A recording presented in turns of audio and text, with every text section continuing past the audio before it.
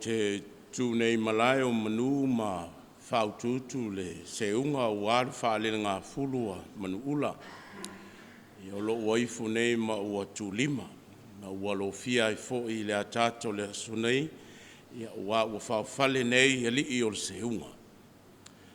Ua longo fo i le fua ma le pao, a ua tū manu, ai le tū longo. Ai mapua ne ia i urufane. Ai lafo le taula i malolo e peo fitalenga nei le sao sanga alala. A wao leo whaatasia le futiafu e tasi. Lupe sa vao ese a le nei ua fui whaatasi.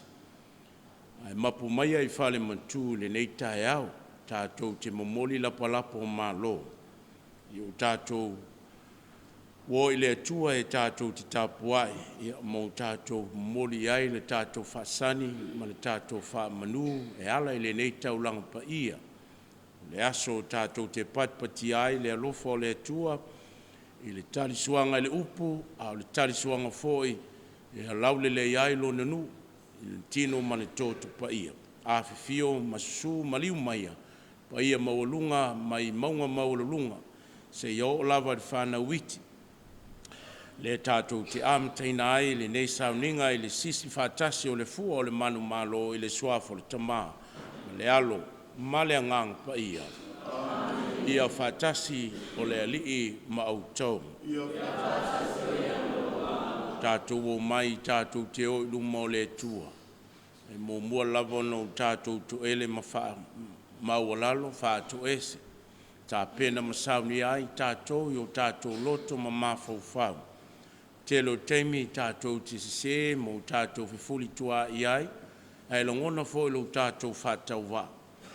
Me lea ina ia atotoa le AFIOGA le tua le nei tai au, tātou whaamawalalo i le loto Salomo, ma le loto whaamangaloa.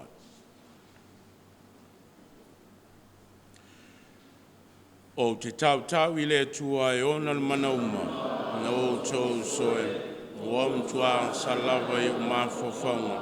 Iupu ya mionga no faya, tafayo no lefa. Sala, wam tua sala. Nele o tua ya Maria Paia. Taupo pea, lea wangelo na payong. Oto soe.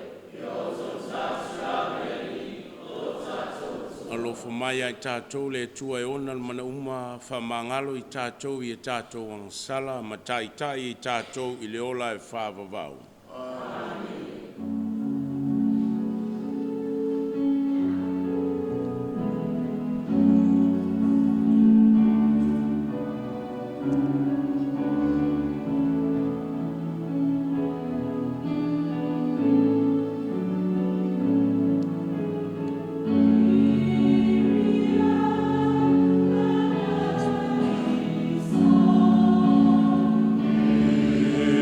Yeah.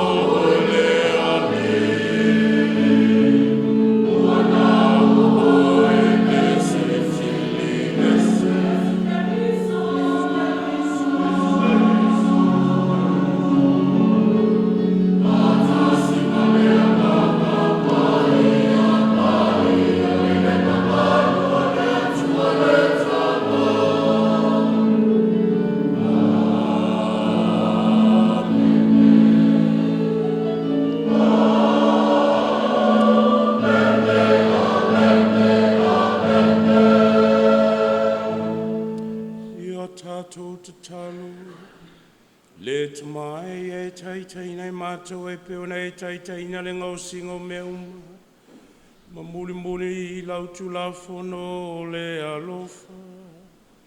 Soa soa I mai ne o mātou wherwhani mai o mātou o atu I le atuanga o le alofa. Le o la whawau sauni a mo I mātou. O la mātou talo le ala tulu mātou li Jesu Keriso lo walo. Le soi fumpu le whatasi moe. Ma le anganga pai o le tua mo le whawawau lava.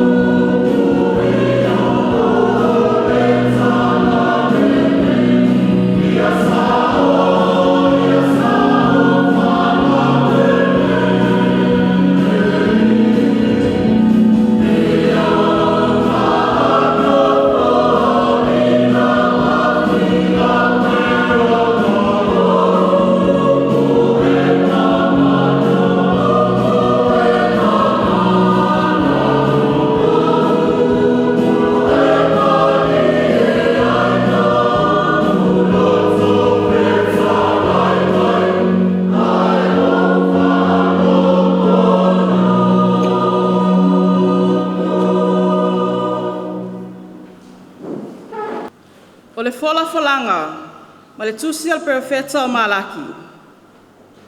E whafua se iana mai lona malumalu o le alii, o le wasa ilia e outou.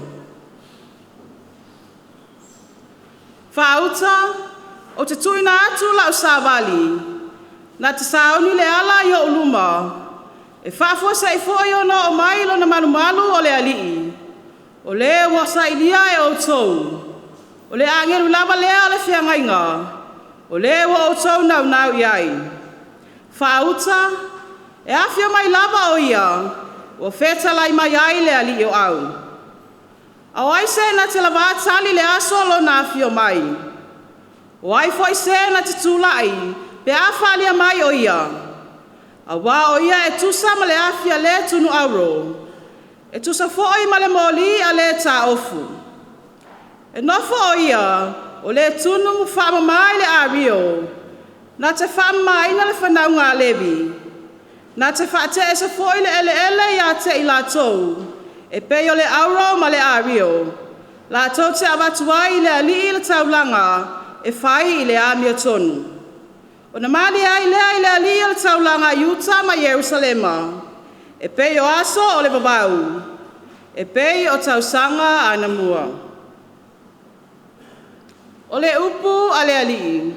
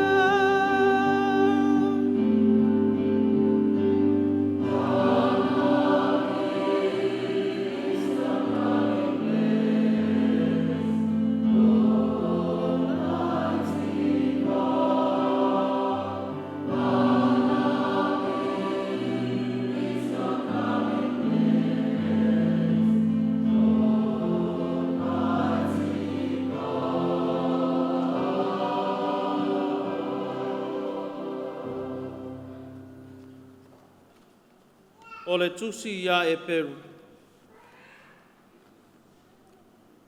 Ua tatau i na avea o ia whapei o na uso i mea umalawa.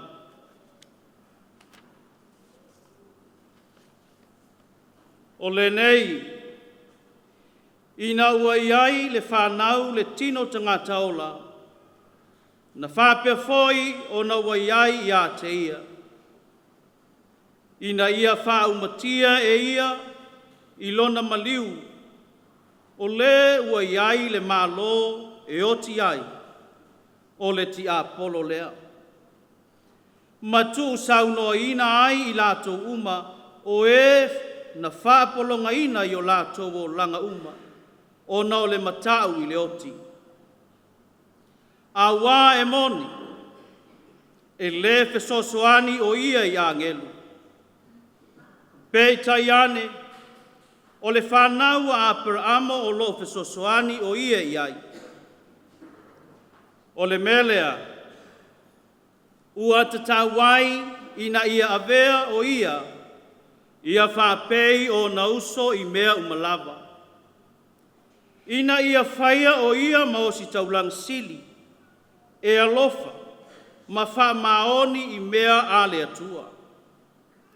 Ina ia whaia e ia se tongiola mo angasala ale nuu. A wā na tinga ina o ia, ina o wha oso oso ina. O le melea, ua mawhaiai o ia o na fesosoani i e ua wha oso oso ina. O le upu a le alii.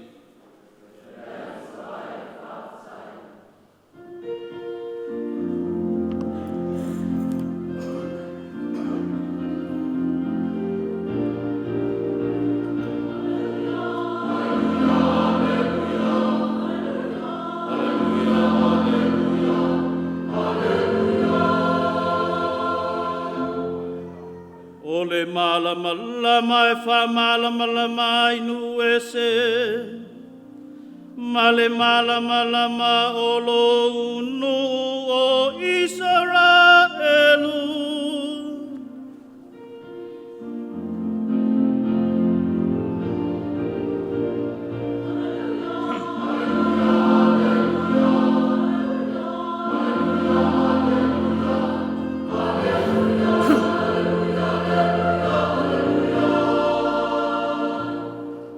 Fatasi le lima o tou.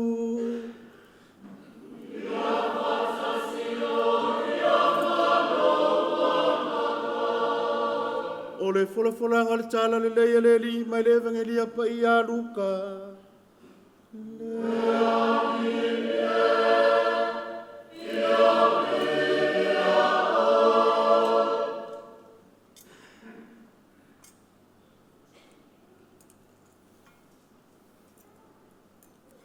Ua iloa e o mata le whaoratanga mai a te oe.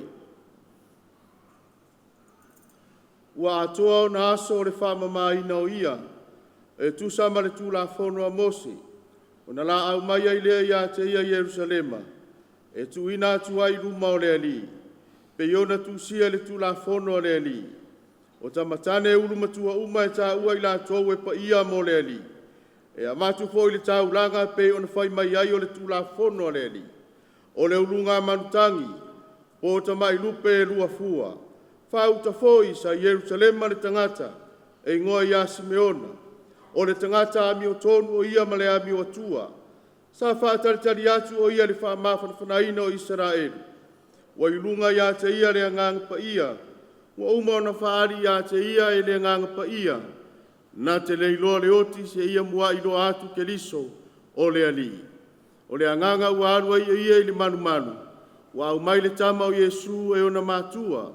Ia la whaia ia te ia whapei o na tatau le tū la fono. O na sapaia le ia i o na lima. Ua vivi atu i le atua o whape atu.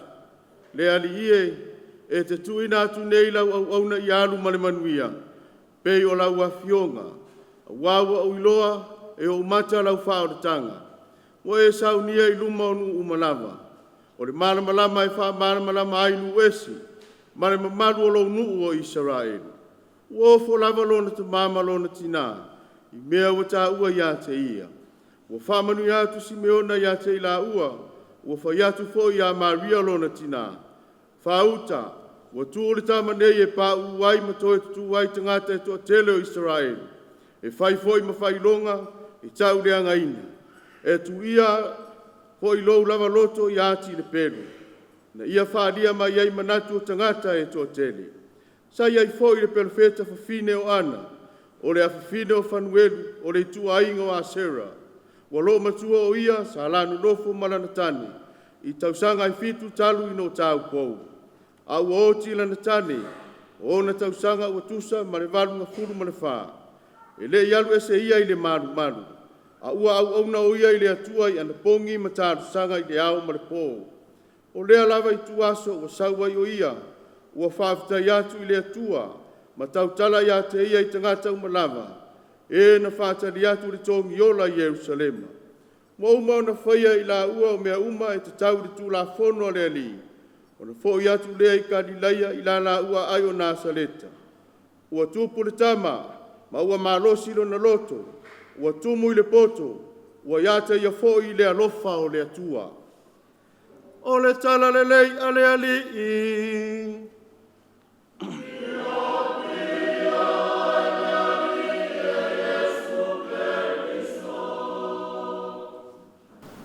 O le mai aso le tūna i atina. Sa whaatino a ia. Le tele o le momoni o le tofi. Le kalesia o le leo me AFIOGA. Suia ia i fo i la awa whaatuanga i au whenga pēmu. Ue o la whatua ai fo. O nāmu sa momoni i a wane o si la whengainga e le ngata o le kalesia a o nuu fo i AFIOGA. A wai ai le tāua o nei mea uma i le ngaluenga. Le ngata e momoli i luma i le lato osi ngā whengai. Ia ai whapa ia, ma whamanuia ai fo i le atua ia i lato. Ai mese fo i le tāpua inga mau i le nuu whaosi taulanga o le atua. Le tele lao aso le nāwai aso na tuana i nei. Sa whaatino ai a wha moe moe, tono lo tātou pule anga ia me se fo le tātou atunu. O le aso sāle nei, wa atua iai le wha se fulu o aso. Talu mai le wha manatuina o le aso soifua lo tātou wali. Ai o tā ua fo ili nei aso. O le aso o le momolinga o Yesu i le malu malu i Jerusalema. Momoli ai. Momoli e lona tamama, lona tina, malona ia foi a inga. Iai la le talitonunga ma le whaatauaina o le nei aso. Wa tapunia po ua taualunga e foi ngā ruenga uma o le waitausanga o Kirisimasi. Wa le aso le nei e whaamamalu ai e tātou, le momolinga o Yesu, le malu malu, the presentation of the Lord, the temple. Ai whaamamalu e foi o tātou uso ma tua whaafine e foi po tua ngane leitu i sasai, the Eastern Orthodox. O le aso sale nei e whaamanatu e la tole e pifania o no le momolinga o Yesu. Ai aunga e tasi lava le whaatutuanga ma le talitonunga. Na iai, ala e tasi le maunga iolo. O me tā ua le nei tae au ma le nei aso. A matamea le atua i le afio mai o ia o le malamalama. Tātou whalongolongo i le evangelia le nei tae au. Ina ua atu i Iosefo le ulo le ainga ma Maria le tinao Yesu e watu le la tama e tusai ma le tu la fono a Mose. O ulu matua tama e momoli lea e whapa ia ma whaitaulanga ai i le atua. Whamanuia e fo i le atua i le manu. O mea e au na momoli ai ia ngā mantangi ia po lupe e lua. E whaiele taulanga moringa. Ai taunua atu. E iai la ua e to lua o i la ua o perfecta o whengenga tuai. O le tama ingoa i a Simeona, o si tangata mi o tonu, maana le afina o fanuelu na faipoipo ia au talabo fitu tausanga ia e maliu lona ainga ona nofo te talo ai lava le o ia le malumalu fai mai e balu se fulu mona tupu ona tausanga na maliu ai o ia lona o langa atoa ina ua maliu lona toolua sa nofo le farisa ina ua ia i loa e fia ai i fo lingo le tua o le mana malama e ala lea i le Mesia e iai se atalii o iutaia o le asoi fua ma whanau mai. Le ala la lea sa nofu te taloi o ia hao mare pō e le tuua whatasia e ia le manumanu le whanau nau ta inga e fia ai Tino i fo lingo le tua. Ai ina o tau no Yesu i le manumanu mona mātua malona ainga. Ua pesota iai le whengenga tuai ma le whengenga fō. O le manumanu Yerusalema ma le tamali anga o le manumanu ola o le tua o le tangata. O le mōringa le nā o lea e patipatia ma whamamalu le aso le nei. Lea lai whai ai le whainga upu ia ma whainga whengainga lea pe ona iai upu a Simeona. Na whai atu ilo na tinao. Le tinao Yesu o le tama lea pa u mai malo ma toi tutua i fo i ali. O no uma. Ai e tuia i fo i lo fina ngalu. I le mea e tupu i le neia tali. A wao Simeona na iai le folofulanga e te leoti lava o i se i longa wa e wa ai Tino i le atua. O le malama o ia. Ia o le na umaloa o na whaatino ia tutuunga mai upo le palo ang. Na whapena fo i lea o na maliu Simeona. A ua tuu loa le tama. Ua popula le malama o le atua i lunga o le lalolanga malona nuku. Ma iai upu whai ua le evangelia ma ua tupu le tama. Ma ua malosi ma ua atamai fo i oia. Ai sea, wao le aso le nei na whamanuia i atea. Ioe, o le anganga tātou te umu whale ai le tai au ma le aso. E momoli ai tātou lumo le atua. Ai maise pe au tātou tali sua i le umu. Ma le sakala meta o le whamanu po o le tali suanga le tino ma le tōtu pa ia. E momoli lo soifua ma lo tātou ola. Ai sea awao i tātou tangata e vai. O tangata e tumu i vai inga o le soifuanga e tātou te pāu upea. Ai pe taiane o lo tātou lo fale i le manumanu o le tua e whaama mai tātou. Pe o na momoli e foi Maria malana tama i le nei asu. E whaama mai foi Maria mai tanga o le soifuanga i le soifua mai o le pepe. Whaama mai foi mai tātou. E ala lea i le tātou molinga i le manumanu o le atua. Ai a oe. Ai a. O i tātou uma o manumanu ola ia o le ngango pa ia o le atua. O le manawa ia i manawanga ola o le atua. E whapa ia ma whamanuia. Taimi uma e tātou te uru whale ai manumanu. Whale tapuai o le mango o le atua. E wheiroa ia i le atua maluna nuku. O taimi fuhi ia whapena, e a fio i whai le malamalama o le tua e whapa ia whamama, whamanuia ia i tātou, awane ngalo ia i tātou. Au tātou nguru whale mauta, pa ia po tapuai po le mango o le tua. O lo e moli lo tangata atoa, ina ia whai oe masoho lo tātou wani. Ina ia e soifua maola ma ia e malosi ma tupu ma ia whaangangana ina oe le tua whetalai e te tautala mai fola upu o le malo o le tua. Ia utala whiaunga fu ia a wale toa ia enga o a onga le whanau o ngā luenga ma tiute ma whaiva e masa ni ai tātou o le whaafonga o se tātou taulanga osi ma le tua fai sau talo fai ai se lua whengainga ma le tua le nei asu. E tātou te whai malanga mai ia le nei tausanga. Ina ia pui au lape le tua e le soifua ma le ola.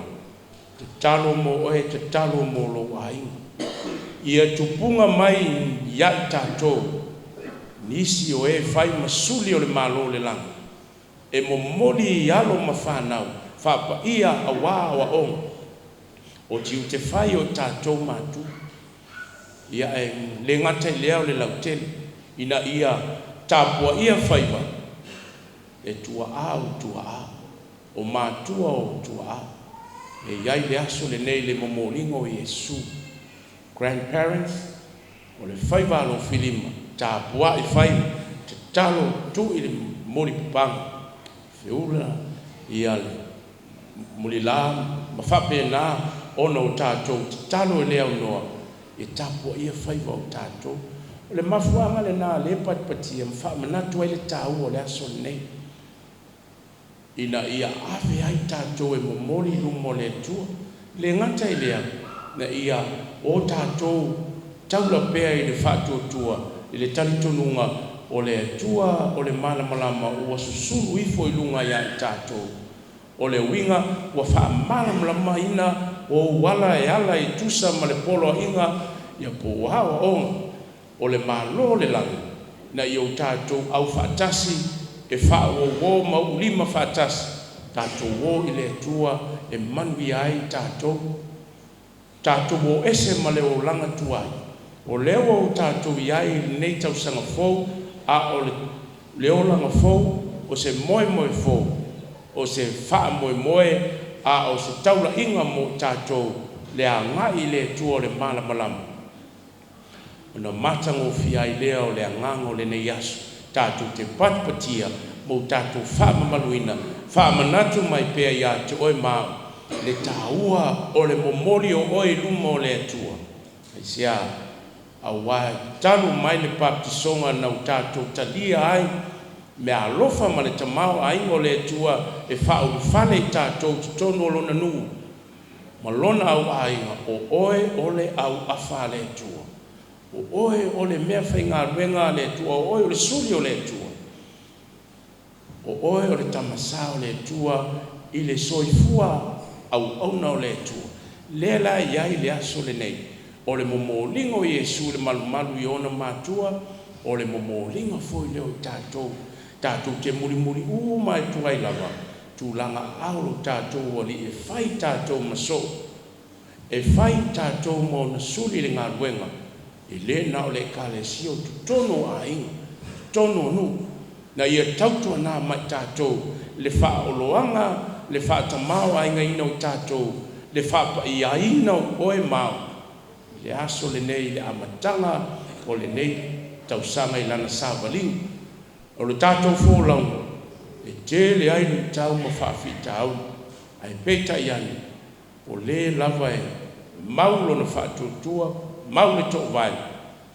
Tau fi mau e taula lo na whaatutua e le tua, e manuia fo i mea uma, a wāolo i ai pea le tua, i mea uma lava e tutupu le soifuanga ma le olanga. O le anganga le nā, o le nei aso o le momolingo o Yesu i le malumalu e whapa ia ma whai ai le taulanga, whai ai le whinangalo le tu. Tārusia, ne ia whape nā fhoi se whao sofianga o le anganga pa ia i o tō whinangalo. Na ia iai le loto fia e momoli aso uma, se taulanga osi, a o se te talo, pe uru fale i malumalu po o tutono mao tamalawa. Whai sau tutalo i lea tae au male aso, mo moli ai oe i lumo le tua.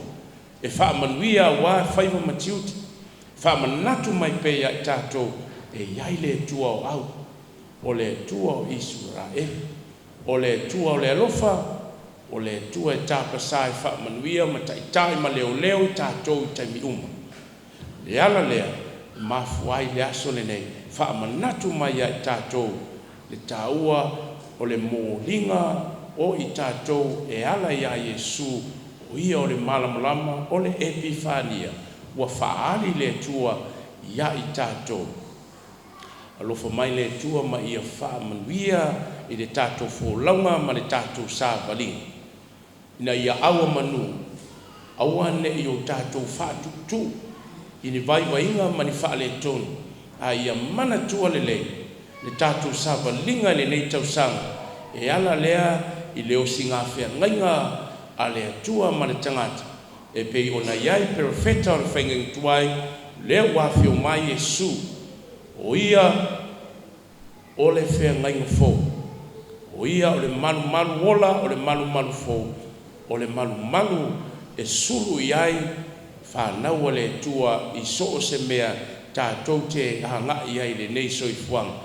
Ai silio nei mea uma, o le ola whapa ia ina ona o lo tātou wala wina, le wa tātou wanga atuai, na i o tātou whaia whaiwa, ia o le ngalu lue au auna ma tautua, male wha mauni, ia male loto no sai male taliti ngā, a wa o mea ia, sa whape nā fo o na tali e Yesu mauna mātua. Le loto whai taulanga, taliti ngā onu sa, maku i le tua suru wha i le tua, pe a popua ngā tia, pe a momia riso soan, ai wha moe, i le tua le whai ngā malanga, pe a u tātou sāwalia, i le tātou whai ngā malanga sā, i le nei tausanga, hae manuia whaiwa, pe a whai e tāpua ia mo wha moe fo i le tua e ona i tātou, au wā o lo tātou le wha moe, ia tātou te taumu whai pēr, ina ia sa ili mea ma lie ma le lei, au se bi inga au se pese, e whape na longo ma lie le whaafunga le tua, ai fia mori oli, ma manuia e fōi whanau le tua, ole bi inga le tamā, ma le alo, ma le anganga paia.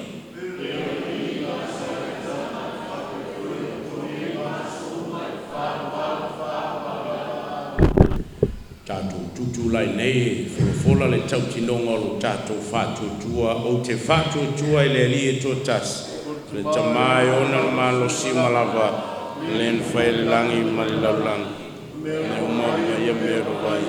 O te whātutua le li e tō tasi, Yesu Keriso le ala te tasanga le whanau te maa le Yesu le tasi.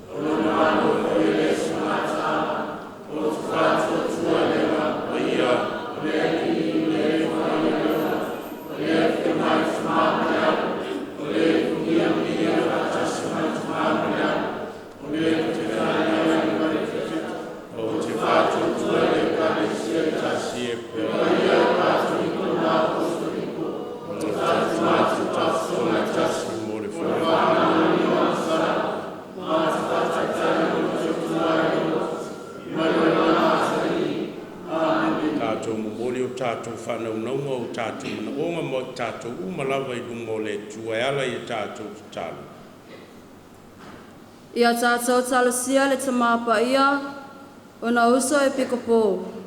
Le tuainga sā ma le au whaitofi o le ekalesia, ia sanga whamausali lo lātou whātuatua, a wale tala I ino le finangalo o le atua. O la tātou o le ngalea I le alii. Ia tātou te talo mo taitai o malo, taitai o nuu, e kalesia whapea a inga. O la tātou o lenga lea I le alii. Te talo ma se file mu o le lalangi, te tonu o nuu ma a inga. Ai maise te tonu o tātou loto taitua tasi. O la tātou o lenga lea I le alii. Ia tātou talasia tangata o e ua puapua ngātia ma whātau talia I maota ngase matuai a inga. O la tātou o lenga lea I le alii. Le upu fola o le atua wa mana vaina e lana au auna. Ia longo I Tino, longo I loto I le whaafongafonga o le nuu o le atua. Ia whai lea maala tapsaina la tātou savalinga, a walo tātou anga atu I le whamanatuina, o le nei vai tausanga. O la tātou o lenga lea I le alii. Tātou manitua fo I lātou malava sa pele le tātou mafutanga le leo langa, o wala o ia I le tua I le maliu maleoti na ia. Tau nuu mamapu atu ma I le file mua o le atua I lātou malava I lona mālo e whaavavau. O le tātou talo lea I le ali. I le whautua talo le tinapa I o Maria tātou te whai malanga whātasi ai. E muli lona alu o Iesu o le atua o lo tātou wali I sio walofa le sina o le tinapa.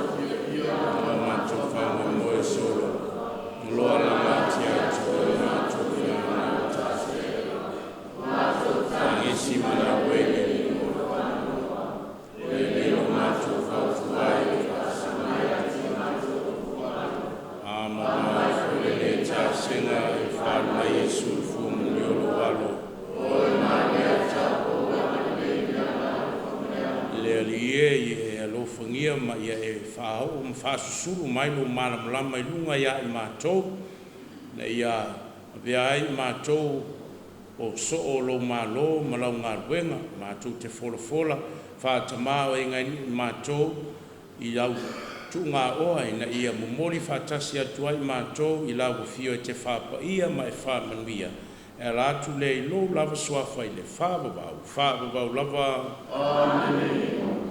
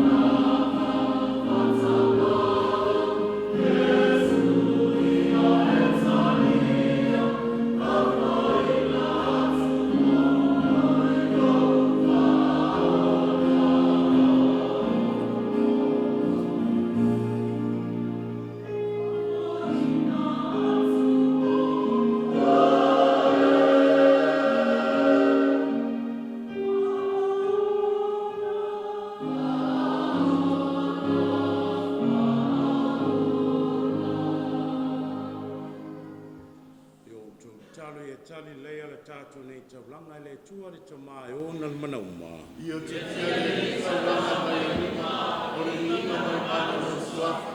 Ia mafu no tātou mura le kare sia pai ato. Amene. Nde ali e tali a mea lo fomoli atu i ato e lau e kale sia marfia fia. Ono le whātino ngolo whina lolo alu na mori o ia lava o sita mai mamoe. E le aiso na ila mo le ola o le lalo langi. La mato talo le alati a keriso lo mato lipi.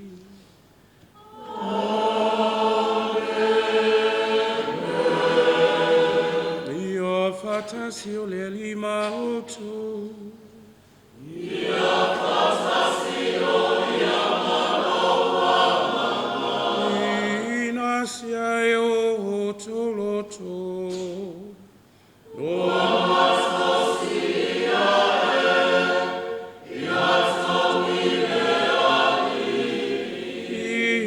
Tato fa fetai, ile alio lo tato atua.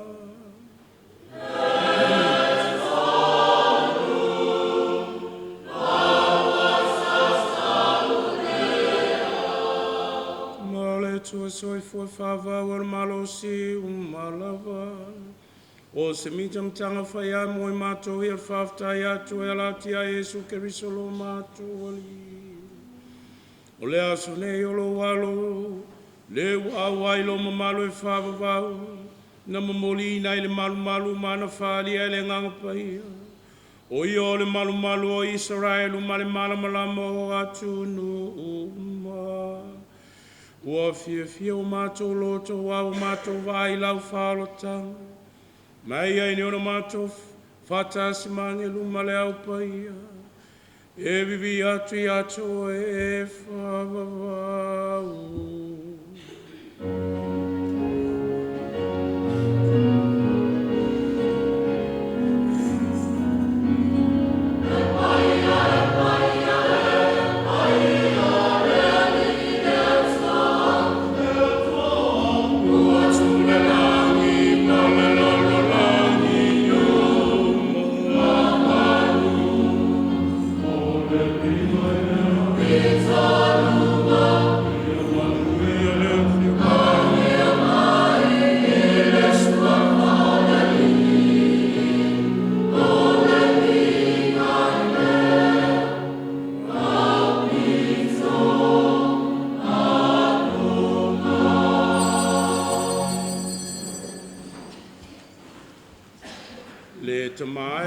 Tua paia lava ma mea umana e whaia o tauna vi atu i lau fio. Le ola paia uma e mai lau fio e ala mailo walo Yesu Keriso lo mato wali. I le ngā luenga le ngang paia. Wa lau tau sanga wa e wha maupo po se nu mo oe. I a mata mai le mea oso ai aile la. E o i le mea ngoto ai. Ia maulia se taulanga wa toa le lei mo le mamalu lo suafu. Le ala le tamai, mātou au mai ai nei taulanga manei me alofa ia te oe. Mātou te ai o iatu oi na ia e whapa ia i lātou e le manolo o ngang pai. Na ia vea i lātou o le Tino ma le toto lo walo lo mātou o li o Yesu Keriso. E ana polo inga o mātou wha maluina aile nei tali suang. I le pōna whalatai nai o ia. Tango ia le areto ma vatu ia te ore whaftai ma le viing. Tofi e ia le areto wa tufa atu ilo na uso ma whape atu. Nā whetango fia ia i to uma ma ai ia i o lo tino le nei. O le a fo in atu mo uto.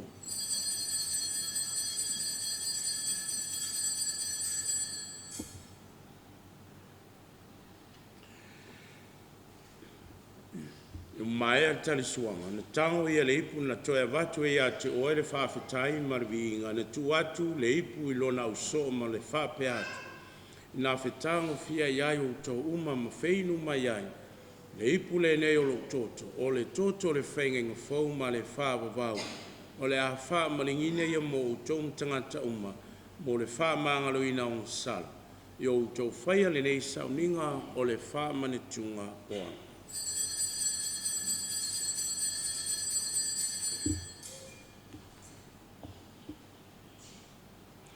Holy misterio le fatua tua.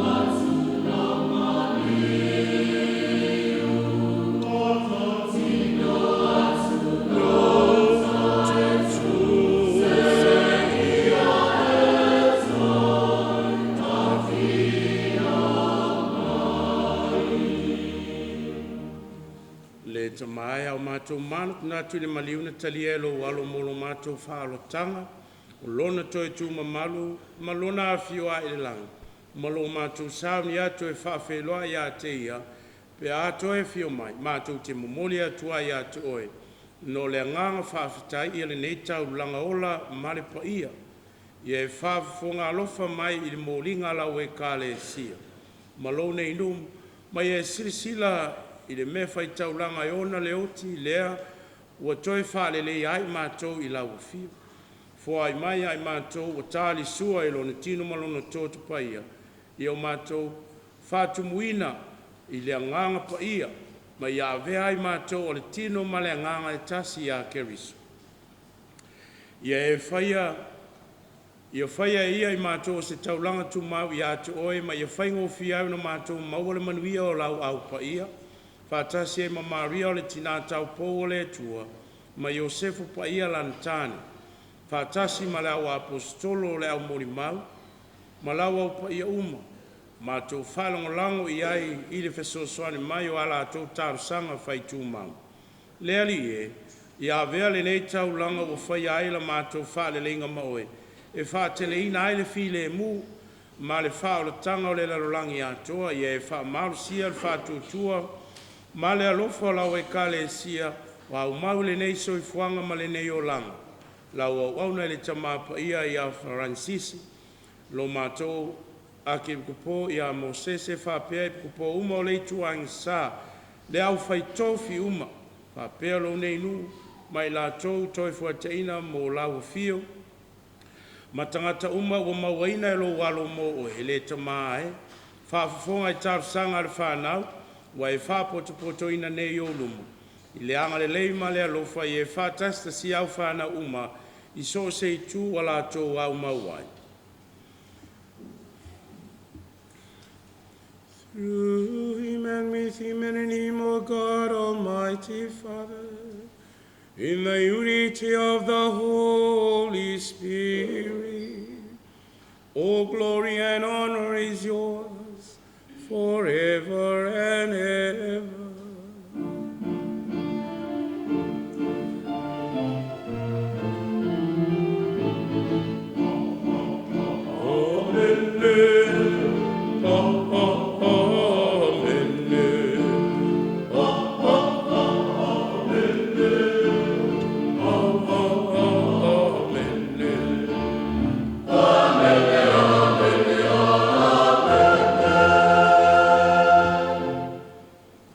Talo tunei ma le whaungango malosi le tamai le talo na o lo tātou wali i.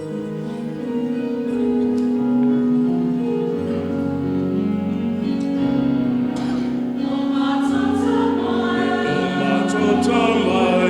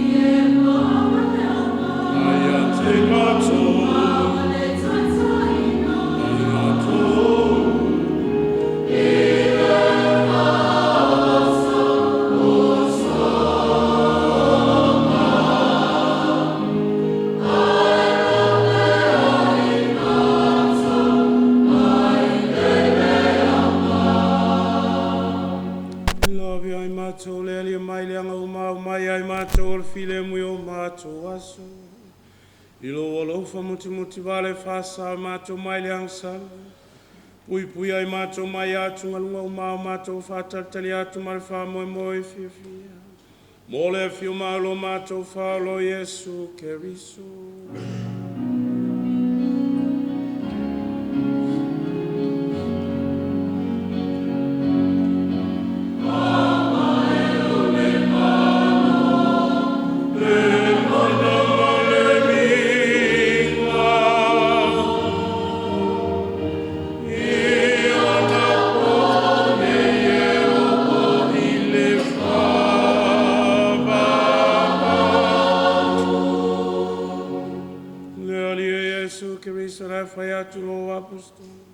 O tu atu ia te utolo, file mo te fwai atu ia te utolo. Awane e sisila mai a mātou, salai whātu tola we kalesia. Mai au mai ai mātou le file mo maratasi o lo malo, le wai soi fwai mo le whāpavau lava.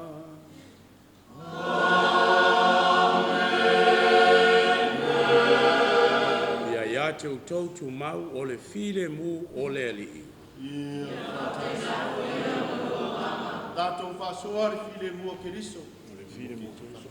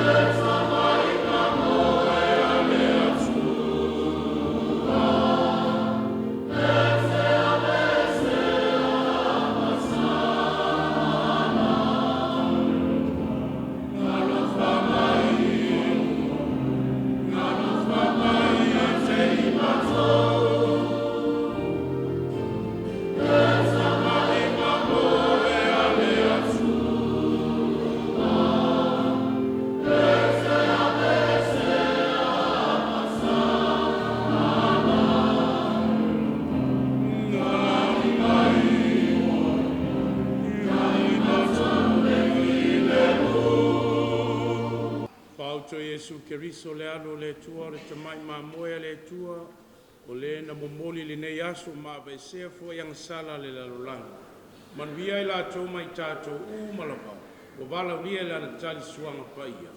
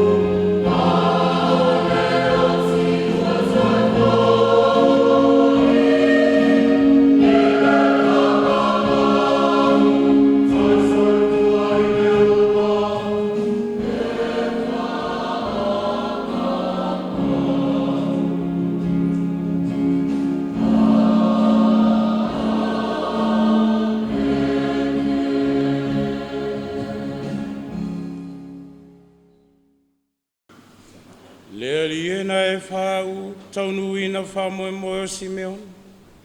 Noa leo ti o ia se ia o mai, ma ina ia vai matalia le Mesia. Ia vea le nei tari suanga mala e whātua tole le iai ai mātolo tamau ai. Ma ia sauni ai mātou e whawhelo ai ke riso pe awhio mai o ia. Ia vatu i mātou le ola e whawavau. La mātou talo le alatu ia ke riso lo mātou li le whawavau. Whawavau lava.